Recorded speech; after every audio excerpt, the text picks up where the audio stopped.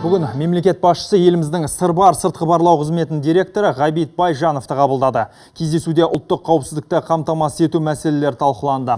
Қазіргі уақытта сыртқы барлау қызметі өз дамуының жаңа кезеңіне өтіп жатыр.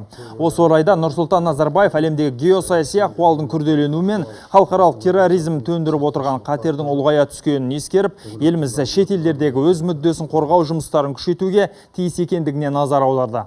Ғабит Байжанов ведомствоның алдына қойылған міндеттерін жүзеге асырылу барысы туралы, соның ішінде кадрларды іріктеу мен даярлау жүйесін жетілдіру жұмыстары жөнінде баяндады.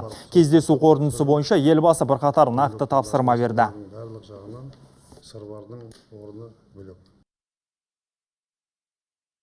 Біздің сыртқы барлау жөнінде Қазақстанның үлкен тәжірибесі жоқ. Мекемеміз жаңадан құрылып аяғына тұрып жатыр.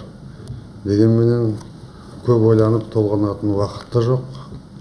Төңіректің барлығы шиеленісіп тұр. Саяси, экономикалық ахуал көршілердің арасында, алыс жақын елдердің арасында қазір күшейіп жатыр. Мынау террористік шабуылдар күннен күнге күшейіп жатыр. Біздің адамдардың сыртқа шығып барып соғысқа қатынап жатқандары бар. Осы мәселелердің барлық жағынан сырбардың орны бөлек. Қоятын талап та өте үлкен. Осыған байланысты не істеу керек екенімізді біз ақылдасып, сырбардың алдында тұрған міндеттерді анықтауымыз керек.